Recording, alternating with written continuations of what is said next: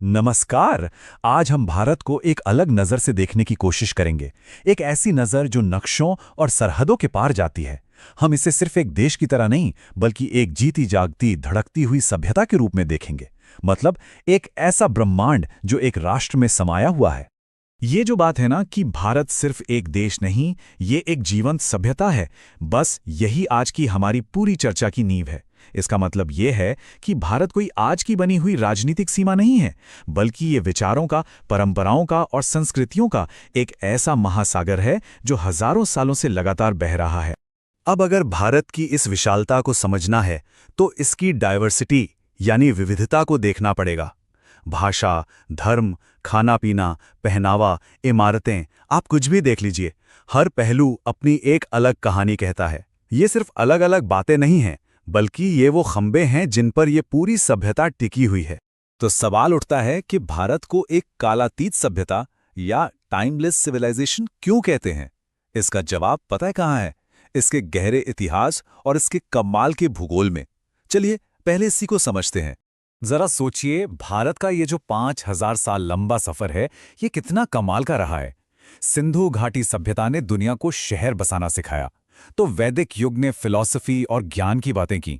मौर्य और गुप्त साम्राज्यों ने इसे एक किया, तो मुगलों ने इसे कला और आर्किटेक्चर की नई ऊंचाइयां दी। फिर आया ब्रिटिश राज, जिसने मॉडर्न सिस्टम की शुरुआत की, और 1947 की आज़ादी ने इस पूरी विरासत को एक लोकतंत्र में बदल दिया। हर एक दौर ने आज के भारत पर अपनी एक गहरी छाप छोड़ी है। और इतिहास की यही जो गहराई है ना, वो आज भारत के राज्यों में साफ साफ दिखती है। ऐसा लगता है जैसे हर राज्य एक अलग दुनिया है जो मिलकर इस देश की एक खूबसूरत तस्वीर बनाती है। चलिए देखते हैं कैसे। 28। सुनने में तो ये सिर्फ एक नंबर लगता है ना, लेकिन ये सिर्फ एक नंबर नहीं है। ये 28 अलग अलग सांस्कृतिक दुनिया हैं जो एक ही देश के अंदर एक साथ धड़कती हैं। हर एक की अपनी पहचान है, अपना इतिहास है और अपनी एक अलग आत्मा है। तो चलिए अब एक छोटा सा सफर करते हैं देश के अलग अलग कोनों का। हम हर इलाके से कुछ खास राज्यों को देखेंगे, ताकि हमें उस पूरे रीजन के कैरेक्टर का एक अंदाजा मिल सके। तो शुरुआत करते हैं उत्तर भारत से। एक ऐसा इलाका जो अपने ऊंचे ऊंचे पहाड़ों, गहरे इतिहास और एक शाही अंदाज के लिए जाना जाता है।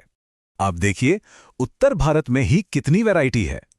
एक तरफ है राजस्थान, राजा महाराजाओं की धरती, जहां आज भी किलों और रेगिस्तानों में वो शाही अंदाज जिंदा है। और दूसरी तरफ है उत्तर प्रदेश, जो गंगा किनारे बसा भारत का आध्यात्मिक और ऐतिहासिक दिल है। एक जगह शौर्य की कहानी है, तो दूसरी जगह अध्यात्म की।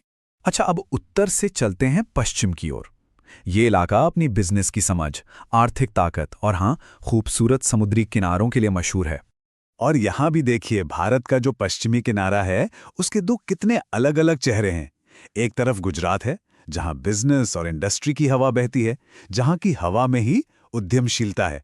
और दूसरी तरफ है गोवा, अपनी पुर्तगाली विरासत के साथ एकदम रिलैक्स और टूरिज्म से भरपूर। ये दिखाता है कि भारत में काम और आराम दोनों साथ साथ चलते हैं। चलिए अब सफर को आगे बढ़ाते हैं दक्षिण भारत की तरफ।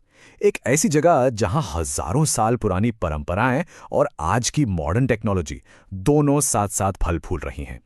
दक्षिण भारत का ये कॉम्बिनेशन बड़ा मजेदार है। एक तरफ है केरल, जिसे कहते हैं गॉड्स ओन कंट्री, पूरा हरा भरा, शांत, अपनी आयुर्वेदिक परंपराओं के साथ। और इसके ठीक उलट दूसरी तरफ है कर्नाटका, जो बैंगलोर जैसे शहरों के साथ आज इंडिया का टेक हब बन चुका है। यहाँ कुदरत और टेक्नोलॉजी एक दूसरे से हाथ मिलाते हैं। हमारे सफर का अगला पड़ाव है पूर्वी भारत, वो जमीन जो अपनी कला, अपनी सोच और अपनी आध्यात्मिक विरासत के लिए जानी जाती है। पूर्व में भी देखिए, ज्ञान की विरासत के दो कितने अलग अलग रंग हैं। एक तरफ है पश्चिम बंगाल, जिसे अपनी कला, साहित्य और सिनेमा के लिए देश की कल्चरल कैपिटल भी कहते हैं। और दूसरी तरफ है बिहार, नालंदा यूनिवर्सिटी और बोध गया की धरती, जो भारत के प्राचीन ज्ञान और आध्यात्मिक खोज का सेंटर रहा है। तो इतनी सारे विविधता देखने का बाद दिमाग में सबसे बड़ा सवाल तो यही आता है ना, कि आखिर ये देश एक साथ जुड़ा कैसे रहता है? वो कौन सा धागा है जो इन सबको एक साथ बांध कर रखता है? इसका जवाब एक बहुत ही गहरे भारतीय दर्शन में मिलता है। वसुधैव कुटुंबकम, मतलब पूरी दुनिया एक परिवार है। ये सिर्फ कहने की बात नहीं है, ये वो सोच है जो अलग अलग चीजों को बस बर्दाश्त नहीं करती, बल्कि उन्हें अपनाकर अपनी ताकत बनाती है। और इस सोच के साथ साथ कुछ ऐसे कल्चरल धागे भी हैं जो पूरे देश को जोड़ते हैं, जैसे संस्कृत, जो हमारी कई भाषाओं की माँ है, योग और आयुर्वेद का प्राचीन ज्ञान, फिर हमारे त्योहार, चाहे दिवाली हो, ईद हो या क्रिसमस, हम सब मिलकर मनाते हैं, और सबसे बढ़कर परिवार को लेकर जो हमारे मूल्य हैं और मेहमान नवाजी का जो जज्बा है, वो तो हर भारतीय में दिखता है। तो आखिर में हम फिर से उसी बात पर आते हैं कि भारत कैसे एक जीती जागती सभ्यता है जो अपने कल और आज को एक साथ लेकर चलती है, एक पुल की तरह। और सच कहूं तो यही भारत की असली खूबसूरती है।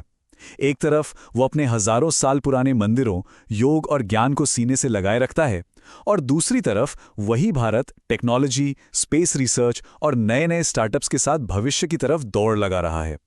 ये जो संतुलन है ना, यही भारत को सबसे अलग बनाता है। और इसीलिए कहा जाता है कि भारत को समझना असल में इंसानियत की आत्मा को समझना है, क्योंकि इसकी जो कहानी है, इसकी जो उलझनें हैं और इसकी जो एकता है, उसमें कहीं ना कहीं पूरी इंसानियत की एक झलक मिलती है। तो हम आपको इसी एक सवाल के साथ छोड़कर जाते हैं कि एक सभ्यता जो इतनी पुरानी है, वो हर रोज भविष्य का एक नया पन्ना कैसे लिख लेती है। शायद यही सवाल भारत का सबसे बड़ा रहस्य है और उसकी सबसे बड़ी ताकत भी।